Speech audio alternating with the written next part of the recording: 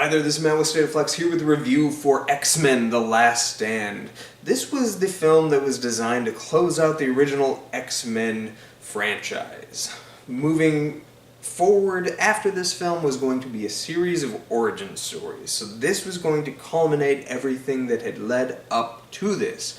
And as such, the filmmakers seemed divided in the stories they wanted to tell. They seemed forced to continue the story trajectory left at the end or suggested at the end of X2 with the rise of the Phoenix. And also, clearly the filmmakers actually wanted to tell the story of the mutant cure, which was a relatively recent addition in the comic books of the era and one of my favorite storylines in all things X-Men.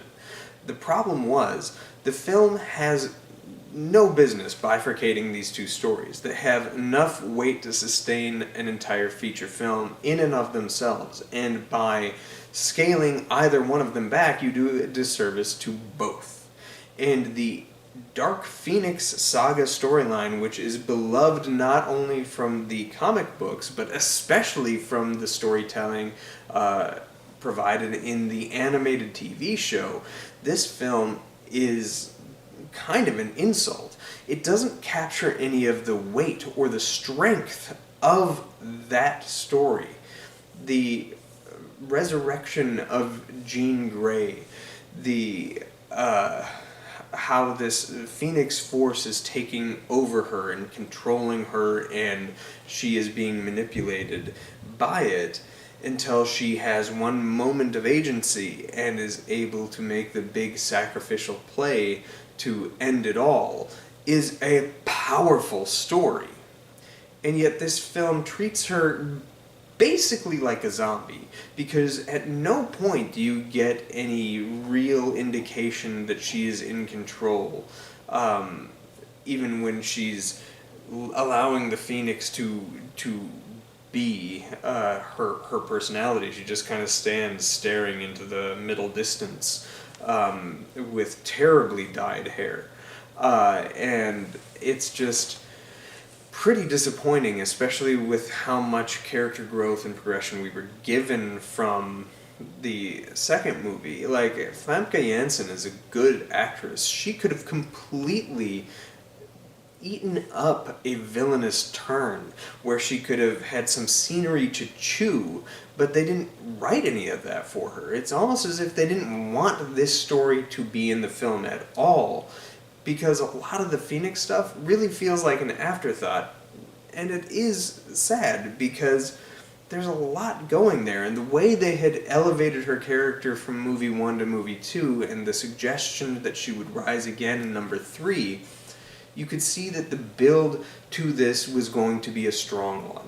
And all of this, I feel like, was kind of forced in the movie, and when Bryan Singer hopped off of this to go fuck up Superman, he left behind this story that the current set of filmmakers felt the need to finalize.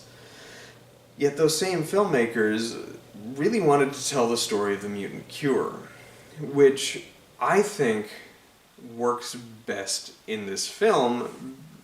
All the scenes that are really good in this film have to do with the cure of it all. I think that was something that was very much going on in the public zeitgeist at the time of, you have gay people out there, and you had like televangelists and stuff like that that were like trying to cure them and whatnot, as if it was something that made them different and that we could just fix that. And it tapped into something very real and noticeable and whatnot. And it creates an interesting like moral quandary. Are they going to force it on you? Are they going to force you to take the cure? Are you going to elect to take the cure? And what do your fellows who are undergoing the same vile treatment from society for viewing you as an other going to think if you do elect to take that cure, just so that you're not othered anymore? And will you still be othered if people find out that you were once one, but have now been cured from being a mutant? Like, all these things are really interesting and offer dramatic place to go. And the film kind of carries those moments really, really effectively. I think that Magneto is put to the best use of the entire franchise in this film, sans his origin story in First Class. This is where he is utilized exceptionally well, because he is talking to the masses that are, he's kind of fear-mongering, but he's rightfully doing so because ultimately it's exactly what the people try to do when he's standing up there being like, "They're trying to cure us." And that whole scene is really, really quite good. And I like the way it's shot, where Wolverine is wearing the hood and he's just kind of like working his way through the crowd and watching as like people are rallying behind Magneto. You get why these mutants would do so when they're seeing their brethren getting cured forcibly by the people of the state. That's compelling and a perfect continuation of the storyline set up in X2. And really what was discussed in the first X-Men. The only thing that constantly is interfering with this Cure storyline is the Phoenix of it all, which is just so poorly written. Sorry, I had to edit out a coughing fit I had there, and then I needed to like drink some water, and then I spilled it down my chest, so I have a drinking problem. Anyway, the thing I was going to say, that one of the best scenes in the entire franchise is the scene when Rogue goes to get the cure, and Wolverine stops her, and they have a shared moment, one of their few in the entire film. These characters have shared so much through these three films, and this is really their only scene to sing in this film, and it's the best scene in the film, where she confesses that she's going to go get the cure, and he says, "I'm not here to stop you, and I'm not going to lecture you, but I just want to make sure you're doing what you want to do. This is your choice, and I just want to make sure you're not doing this for a boy or something." And it's a really strong moment between two people who kind of view each other as more than friends, but not, and more than even like a student-teacher. These are people who completely get each other, with no romantic affiliations whatsoever. And I think it's an incredible scene, and acted so well between these two powerhouse actors, if we're being honest.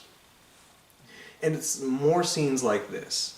Yet the film also has this unmistakable Brett Ratner quality of mind-numbingly dumbness that keeps floating throughout the film here and there, that really kind of irks me. Also, we'll probably touch back on that. I don't have a lot to say other than, like, Brett Ratner is not a particularly talented filmmaker. I think his best movie is Red Dragon, but I think that's kind of incidental. He was working with an incredible screenplay with that film.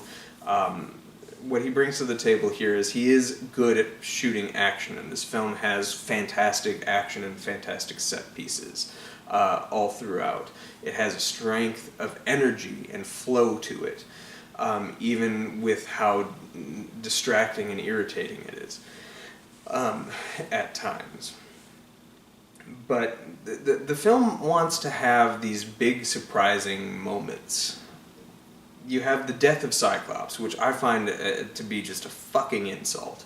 But beyond that, quite literal character assassination that his character has undergone between the first three films, he doesn't even have the dignity of being killed on screen. He's killed fucking off screen. Like, what the hell?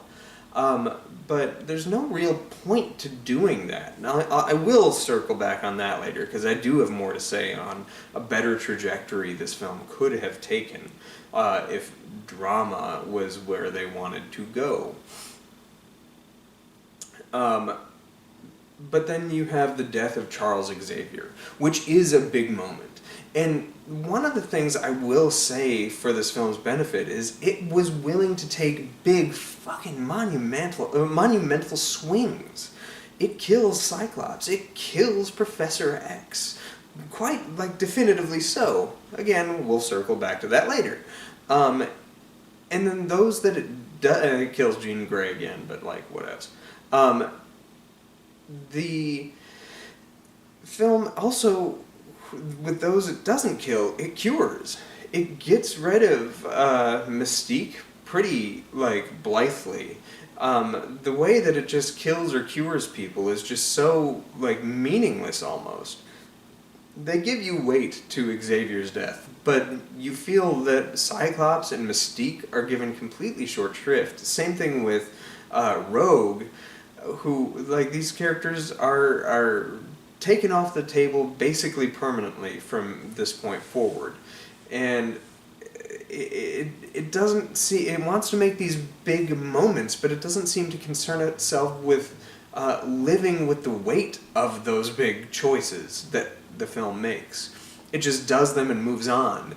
And it's like, me as a frustrated viewer is like, wait, I'm not ready to move on. Let's just take a moment to acknowledge the loss of Scott, the cure of Mystique, who has undergone a great character progression and then is all but forgotten except for one more scene later in this film. It's like, what is happening here? I loved when they announced that Kitty Pryde was going to be in this film, but she's just there to create a love triangle between Bobby and Rogue, and then Rogue is just written out of the story, so it's just a way to bring a new Rogue. And Rogue probably should have been Kitty Pryde from the first place, because she never really behaved like Rogue does in the comics. She kind of acted not unlike Kitty Pryde, which is also my same complaint about Jubilee from the animated show, but whatever. And it's just like, what are we doing here? Elliot Page does give a really good performance as Kitty Pryde. This was the first film that I saw then her in, and I was really impressed with her, and later that same year I watched Hard Candy, and I was, like, in love with this performer. Like, at the time, she was spectacular in those films, and I was so excited to see where her career trajectory went, and, like, they have given some incredible performances over the years, and I was really excited to see Kitty Pryde return in Days of Future Past, which I'm sure we'll talk about at some other point in time. So yeah, I didn't love how this film just completely, like, blithely got rid of characters and took them off the table for no other reason than to just kind of do it so that we could include more new X-Men, and some of which were grand inclusions. I loved Kelsey Grammer's Beast, an inspired casting choice, and I really, really like how he's written, the energy that he brings to the thing as both a physical beast, but also as an intellectual, like, stimulant to the story. He's perfect, and written really quite well. They were really scraping the bottom of the barrel with Magneto's crew, eh? The Brotherhood, we got rid of Mystique so that we could have Prickleface and the Zoop Zip Zoop girl and Multiple Man? Like, what? They couldn't have found literally anybody better. I suppose Juggernaut's there, but heavens. That is the worst moment in the entire film, is, I'm the Juggernaut, bitch! Hate it. Just, I can't. It's bad. There is a way that you could have made this movie, even balancing these two stories, better. And I think all you'd need to do is do the thing this franchise seems to refuse to do, which is acknowledge that there are other X-Men besides Wolverine that can drive a story. And this plays right down even into Deadpool and Wolverine. It's almost as if when he's not there, the studio has no confidence in what is going to unfold on the screen. Yet, I do think the best X-Men movie ever made is one without Wolverine in it. We'll touch on that at some other point in the future. But it's like, I get why Wolverine was made the main character in the first movie. He wanted a blank slate, a tabula rasa, to hear both sides of an argument for mutanthood and the response to the prejudice they experience. He's the character that can be that blank slate to make a choice and drive the story forward. I get that. It works. And then you set him up to find out his past. Sure, you can make him the character in the second one as like a main character. But the beauty of the X-Men is they have a rotating cast, and everybody can be the main character at any given point. You could have still had Wolverine be one of the main X-Men in this film and just not be the main character. This was the time for it to be Scott's story. This was the time for Cyclops to come to the forefront. If you want to tell the mutant cure story, have a man divided by his allegiance to Professor X, even if you plan to kill him, and be the leader of the X-Men, torn between that and grieving his wife, who suddenly comes back into the fold, but is completely corrupted. And you could have had an interesting and compelling final act, where they're trying to stop the cure, but he's there for alternative means trying to save Jean, when you have Wolverine recognize that that's not Jean anymore. That is the Phoenix, and he needs to stop her and kill her. And you could have had a great dramatic beat there where you have Cyclops being like, see, I knew you never loved her. What you had isn't love. She and I love her. And you could have had him trying to protect her and doing everything in his will to be there to protect a Jean and stop this like mutant cure nonsense going on, but also stop the mutant onslaught from trying to get to the Phoenix. And have like Cyclops and Wolverine go at it, and you could have had Wolverine rebut with something akin to, no, I truly do love her, and that's why I need to stop her, because this isn't her. You have great rich drama that is evoked from just that mere idea. And then you could have even, like in the comics, had her in her own moment of agency not allow either of these men to take control of her life, but for her to overcome the Phoenix and take control of her life and sacrifice herself yet again in a reflection of her action at the end of the second movie. That is dramatic weight. You have a great story that you could tell there, and yet we don't. We have this moment where you have Terminator Man run up and do the thing that everybody knows he's going to do because he's incapable of dying. And it's just disappointing. And then the ultimate salt in the wound is that the only stuff in this movie that really sings, that really truly works, is this mutant cure storyline. And the film doesn't even have the confidence to allow it to stick. It undercuts it with the final shot where Magneto moves the chess piece. And beyond that, this is the first X-Men film and one of the first Marvel films to have a post-credit sequence, wherein Professor X isn't dead. So what was this all for, is what you're left with at the end. You've completely changed the dynamic of the X-Men lineup. It's a basically new team, and yet most of the same characters are there. This just seemed to be a movie written to slap Cyclops and Mystique down for no other reason than to just do so. And it's really disappointing. That being said, it is incredibly watchable, and I think it has aged a lot better, especially in the wake of Days of Future Past, and all its retconny goodness makes this film much more palatable. I don't love it, but there are moments that I love. I like the action. The visual effects are pretty strong. There's good performances here and there. and good beats that mean something when they used the opportunity to build off what the previous film had set up, such as the Iceman and Pyro battle. And yet, all the stuff that you remember once the movie's over is the stuff that rubbed you the wrong way. And that's because it did so abrasively. And for most of my life, I felt like this is the worst X-Men movie. This viewing of it was probably the most positive one I've ever had. But it's still kind of only just almost fine. Certainly not good, but there's a lot of good to be had. Good moments had in here. I don't love it. We'll see how X-Men Origins Wolverine plays for me and maybe some of the later ones. But yeah, my daughter was really kind of turned off as well. I've been watching these with her, and she was upset. She didn't really like Cyclops, but she was upset that he was killed. Mostly because he was killed off screen, and also because she knows how much I love him. And also because she likes Sonic the Hedgehog.